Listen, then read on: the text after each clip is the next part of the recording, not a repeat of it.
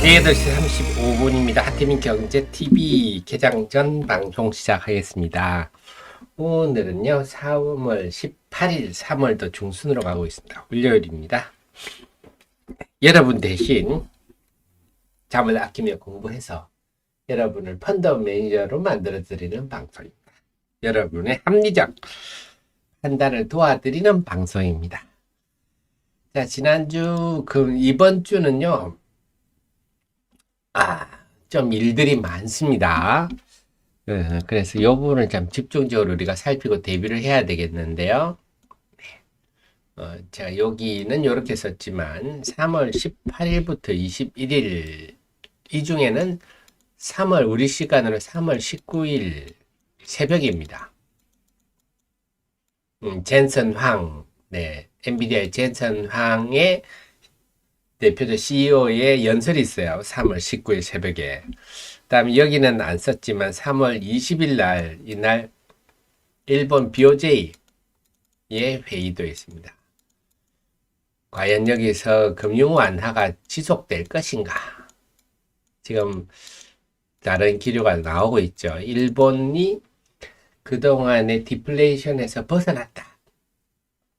이 말은 일본도 이제 마이너스 금리를 포기하고 금리를 올릴 수 있다. 그건 굉장히 전 세계 금융시장에 많은 영향을 줄 거예요. 왜냐하면 일본이 금리가 워낙 낮기 때문에 그 돈을 빌려가지고 주식, 채권 이런 투자가 워낙 많았기 때문에 일본 BOJ에서 금리를 이제 좀 인상하는 쪽으로 분위기 잡으면 변화가 클 것 같습니다. 다음에 3월 20일 새벽이 되겠죠. 그러니까 우리로 치면 3월 21일 새벽이 됩니다. 그러니까 우리 시장에는 3월 21일 날 FOMC 금리 결정에 대해서 우리 시장에 영향을 주겠다. 그렇군요. 그러면 달력을 한번 볼까요? 그래서 우리 시장으로 3월 19일 새벽에 젠슨 황 엔비디아 CEO 연설이니까 이날 우리 시장에 엔비디아 영향이 클 것 같습니다. 그래서 요 새벽에 미국 시장은 3월 18일 월요일 시장이 되겠죠. 거기서 엔비디아가 CEO가 어떤 얘기를 하고 주가 어떻게 되느냐에 따라서 3월 19일 우리 시장이 상당히 요동을 칠 수가 있겠고, 3월 20일 날은 일본은 우리하고 시간이 똑같으니까 일본 BOJ 결정이 영향을 많이 줄 것 같아요. 다음에 3월 21일 새벽에 여기가 FOMC가 금리 결정을 하니까.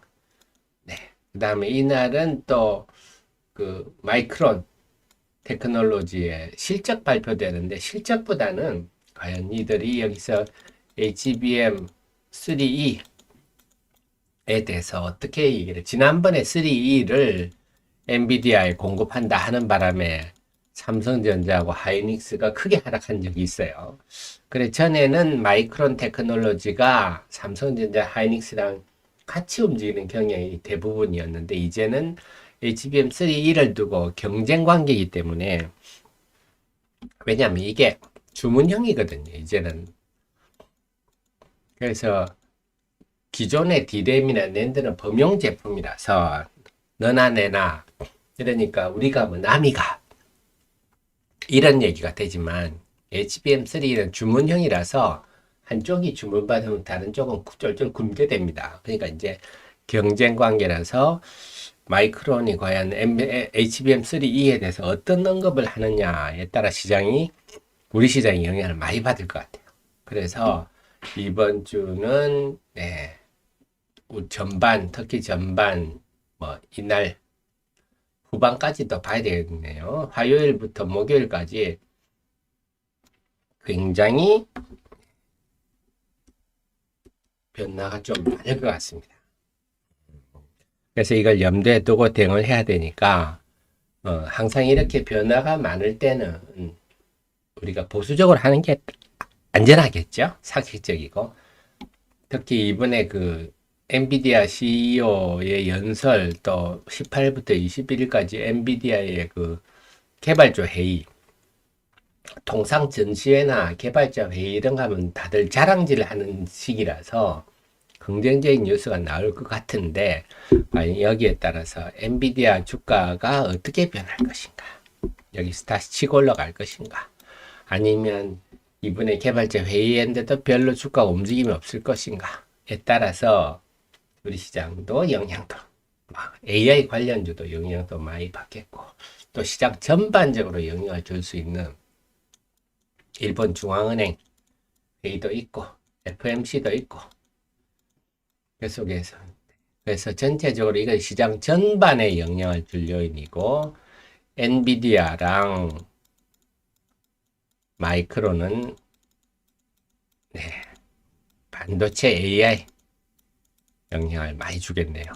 그래서 이번 주는 참 변화가 좀 많은 시기라서 좀 발빠른 대응, 그 다음에 좀 방어적인 대응, 좀 덜 먹고 안 먹고 말지.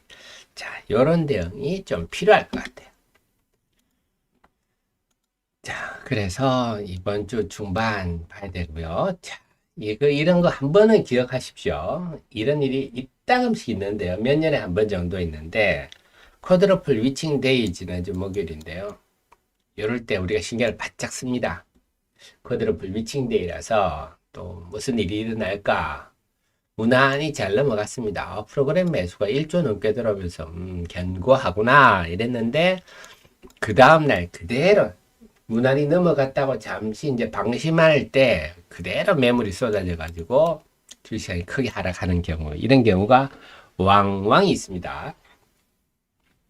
그래서 물론 이거는 이제 옵션과 만기와 관련된 좀 일시적 현상인데요. 그래서 앞으로 우리 쿼드러플 위칭데이는 만기를 넘어갔다고 해서 너무 방심은 말고 그 다음 날까지도 좀 봐야 되겠다. 어쨌거나 이런 일이 일시적 현상이기 때문에 지난주 금요일 날 크게 빠졌다고 해서 우리가 쏠 필요는 없어요. 하지만 중요한 거는 어쨌거나 저쨌거나 상처는 입었어요. 이 연봉이 크게 떨어졌잖아요. 이거 1월 17일 이후 거의 2달 만에 가장 큰 폭 하락이었는데요. 상처는 입었습니다. 그래서 오늘 어떻게 될 것인가. 저렇게 상처를 입으면 그렇지 않습니까? 우리도 조금 골병이 들죠. 그래서 어떤 식으로 전개될까? 오늘도 프로그램 동향, 외국인 동향, 오늘 프로그램 매매를 좀 저랑 유심히 프로그램 매매를 살펴보시겠습니다. 그 다음에 좀 될라다가 상처를 입었어요. 유가증권 시장은 연이틀 상승 종목이 많고, 특히 목요일 날은 다시 한 번 더 주주하는 우량주들이 강세를 보였습니다. 아시겠지만 금융위원회에서 회의를 하고 하는 바람에 주주하는 우량주들 강세를 보이면서 다시 유가증권 시장이 바통을 이어받나 주도권을 잡나 싶었는데, 금요일날 프로그램 매물이 당연히 선물 시장이 발달한 유가증권 시장으로 쏟아지니까 하락 종목이 많아졌죠. 코스닥 시장은 연이틀 하락 종목이 다시 많아져서, 그동안 그 이전만 하더라도 한 3월 8일 정도까지만 하더라도요, 하락 종목이 너무 계속 많아서 상당히 걱정됐다가 지난주에 뭔가 좀 변화가 잡히나 하다가 지난주 금요일날 상처를 입었고, 코스닥 시장은 목요일, 금요일 연이틀 하락 종목이 많았기 때문에 이것도 좀 찜찜합니다. 좀 지켜봐야 되겠어요. 자, 그 다음에 그러다 보니까 분위기가 조금 기울다 보니까 개별 종목에 대한 기관의 영향력도 이전 같지는 않아요. 지난주 금요일날 순매수 상위 5종목을 보면 레인보우 로보틱스하고 휴젤하고는 하락을 했어요. 전에는 이런 건 없었는데 기관이 사면 무조건 올랐는데, 상승 종목들도 가온칩스 정도 외에는 상승폭이 그렇게 크지는 않았어요. 다들 나노신 소재도 그렇고 다들 윗꼬리가 이렇게 다들 생겼어요. 차트 모양들 보면 다 윗꼬리가 생겼어요. 그래서 기관의 영향력도 좀 약화되는 조짐이 보인다. 전반적으로 보면 시장이 좀 물론 일시적인 대규모 프로그램 매물의 영향이기는 하지만 상처를 입고 좀 탄력이 약화되는 조짐이 보입니다.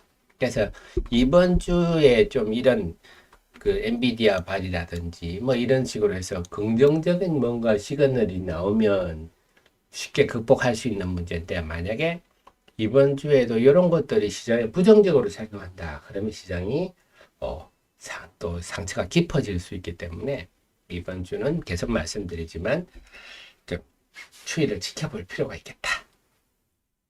좀 현금성, 유동성을 높인 다음에 추이를 지켜보시는 게 좋겠습니다. 자, 그 속에서 보면요. 지난주에 이슈됐던 게 제가 선익 시스템 굉장히 놀라운 일이다 했는데 아직 김치국물부터 마실 상황은 아니네요. 이게 공식적으로 선익이 수주한 건 아닌 것 같아요. 그냥 보도 정도지 공식적으로 중국부터 수주받은 BOE로부터 수주받은 건 아닌 것 같고, 그래서 이 선익 시스템 또 아바코 이런 종목들이 거론되고 있는데, 물론 거론되고 있는 것은 사실인데요. 아직까지 확정사항은 아니고 지켜볼 것들이 많겠다. 그리고 이런 흐름, BOE가 선익 시스템과 벌어지는 일들은 사실은 LG 디스플레이와 같이 겹쳐서 일어난 일들이에요. 한마디로 선익이 얘기된다는 것은 돈 때문에 그래요. 돈 때문에. 왜냐하면 일본의 캐논 도끼가 정착 장비는 독보적입니다.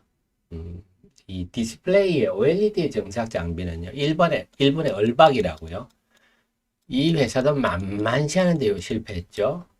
미국의 어플라이드 머티리얼즈도 거의 지금 10년째 정착기 해보려고 애를 쓰는데 사실은 이것도 거의 실패다. 이런 쪽으로 되고 있어요. 그 정도로 캐논 도기가 독보적이고 1조씩 합니다. 정착기 하나에. 그러니까 좀 돈이 BOE나 LG 디스플레이나 지금 돈이 여유가 없잖아요. 돈이 짜치다 보니까 어떻게 싼 걸로 좀 해보려고 하는데 그 말은 이들이 그만큼 어렵다. 특히 LG 디스플레이 같은 경우는 최근에 무모한 유상증자도 했지만 제가 볼 때는 지금 돌아가는 꼴이 좀 걱정스럽습니다. 그래서 LG그룹에서 LG 디스플레이를 지금 딱히 대책이 없는 그런 모습인데, 이런 일들을 보면서 저는 앞으로 LG 디스플레이 이런 LG그룹이 지금 LG화학도 안 좋잖아요. 앞으로 한 1, 2년 내에 조금 안 좋은 얘기도 나올 수 있겠구나 이런 생각도 듭니다. 요거는 사견입니다. 자, 그 속에 제가 주말에 리포트를 하나 올렸는데요. 자, 낸드 아직은 확실히 낸드가 완전히 온기가 느껴진다. 그 정도까지는 아닙니다. 근데 그동안에 작년에 최악이었죠. 낸드 가격이 최악이었다가 여기서 작년에 삼성전자가 11조 손실을 보고요. 낸드에서 하이닉스가 8조 정도 손실을 봤다. 이게 이제 업계에 알려진 얘기인데 10월부터는 이제 가격이 올라가고 있구나. 네, 이 앞에는 재고가 많았다는 얘기죠. 그래서 재고가 어느 정도 줄어들면서 가격이 지금 회복세로 진입하고 있다. 그러니까 그 작년 상반기 3분기까지는 재고가 많아서 그게 좀 떨어내기 급급했지만 이제는 재고가 현저히 줄어들면서 제값받기에 나서고 있다. 이렇게 볼 수가 있겠고, 수출액도 역시 마찬가지입니다. 그러면서 제일 중요한 게 가동률이죠. 관련주 업종의 가동률인데 작년 4분기에는요 가동률이 20, 30%였다 정도 합니다. 그 정도로 최악이었는데 1분기에는 삼성이 지금 70% 가동률, 일부 언론에서는 키옥시아는 90%, 키옥시아는 일본하고 미국의 웨스턴 디지털이 합작한 회사죠. 90%까지 회복될 거다. 그러면 이렇게 가동률이 올라가면 당연히 여기에 들어가는 소모품들이 수요가 늘어나겠죠. 그래서 늦어도 올 하반기부터는 업황 분위기가 확실히 개선되는 거 분명한데 그게 얼마나 빨라질 것인가, 이게 지금 관건이고요. 그래서 여러분 알아두실 게 낸드 플래시나 디램이나 똑같이 메모리입니다. 메모리라서 사실 이들 둘을 딱 구분한다. 이런 건 의미가 없어요. 소재나 뭐 반도체 웨이퍼에서 나오는 거 아닙니까? 웨이퍼 전공정에서 나오는 거니까 전공정 이런 데 들어가는 소재가 얘는 디램용이야, 얘는 낸드용이야 딱 구별되는 거는 거의 없거든요. 장비나 다 같이 쓰이는데 딱 그 지금 TCK하고 TSE만 낸드 비중이 좀 확연히 높습니다. 그래서 요 낸드 관련주는 TCK, TSE 정도만 기억하시고요. 그러니까 TCK는 실리콘 카바이드 링 이런 거는 뭐냐 하면 웨이퍼를 잡아주는 링입니다. 포커스 링이라고도 하는데요. 그러니까 특히 이렇게 막 플라즈마니 이런 것들이 막 가혹한 환경이 지속되는데 그러니까 상부 이게 체인버에 하부에 지금 웨이퍼가 있잖아요.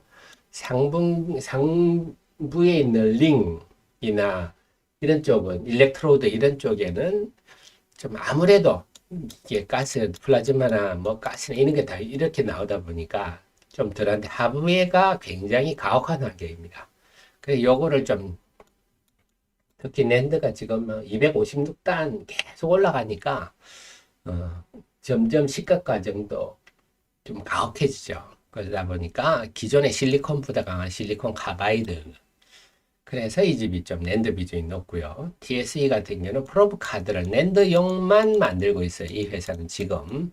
그래서 이제 디램용도 올 하반기에 나온다.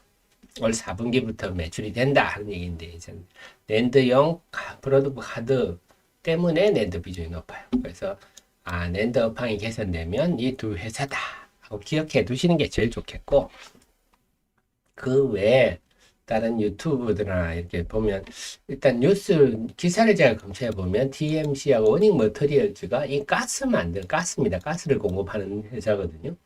반도체 생산 공정에 필요한 각종 가스들.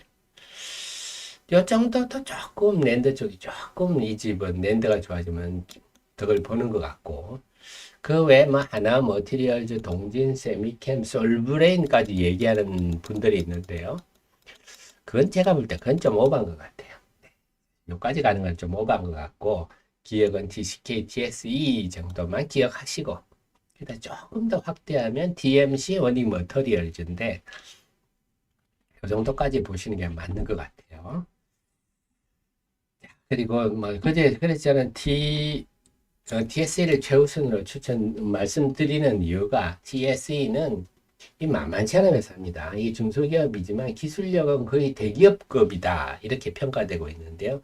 테스트 소켓 인터페이스 보드 때문에 DDR5 지금 전환이 빠른데요. 이 수혜도 보고 4분기부터는 D램용 프로브 카드이 상당한 기술력이 요해집니다. 미국의 펌팩트라고요.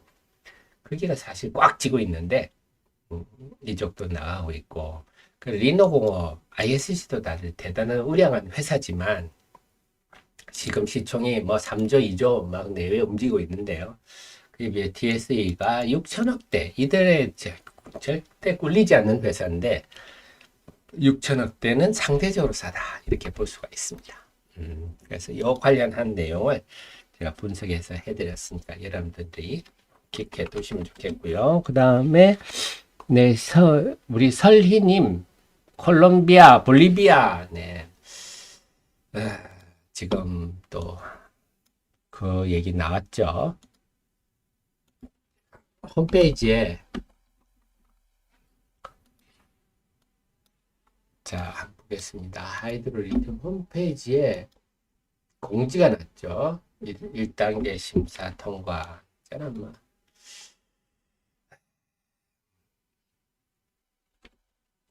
신년사도 그렇고 저는 여하튼 뭐 이런 걸 내놨다는 거는 뭐 나쁜 얘기는 아니지만 여하튼 시장과 소통하는 방식이 아주 마음에 안 듭니다. 자기들이 뭘 하면 불쑥 하나씩 내놓고 그 다음엔 아무 얘기 없고 올해 신년사를 보면서 저는 이제 정말 뭐가 나오나 보다 자신감을 굉장히 기대를 많이 했는데 그 다음에 아무 얘기도 없고요. 어쨌거나 뭐 이 볼리비아 제가 뭐 연모가 뭔지 자 다시 한번 설명을 드릴게요. 제가 이 자료를 2022년이죠. 여러분 지난 자료지만 다 보셔야 되는데요. 2020 요때죠.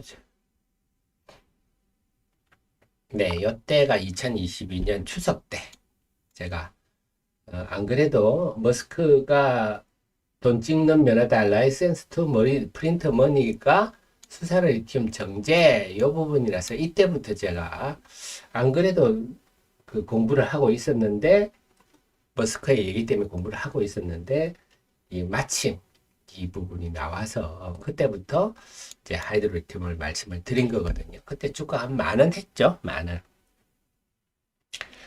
자, 여기서 제가 생산 과정 꼭 이렇게 되는 건 아니에요. 이렇게 되는 게 아닌데 이걸 이제 둘 중에는요. 염수형 정확하게는 리튬 염수죠. 이걸 우리가 염호라고 여가는데 염수인데요. 이게 훨씬 원가 경쟁력이 뛰어납니다. 왜냐? 전광, 이 광석을요, 캐야 되죠. 열심히 캐야 됩니다. 그 다음에 황산 반응하려면 여기 한 1200도씨 정도 엄청난 에너지를, 열을 가해야 됩니다. 그러면 이 광석 그 전에 알갱이를 이렇게 자잘한 알갱이로 만들거든요. 그럼 여기 이제 금이 갑니다. 크랙이 발생합니다. 거기다가 황산을 투입합니다. 그래서 결국 리튬이 황산 리튬 형태로 추출이 되는 거예요. 결국 리튬을 어떤 방식으로 뽑느냐 하는 건데, 기존에 지금 광석에는 채굴하고 재련이란 게 이게 작은 알갱이로 만들고 그 리튬이 많이 함유된 것들을 그 선별해서 알갱이로 만들고 거기에다가 고온을 줘서 크랙을 줘가 그 황산을 들고 결국 황산 리튬 형태까지. 그래서 돈이 많이 들겠죠. 여기까지.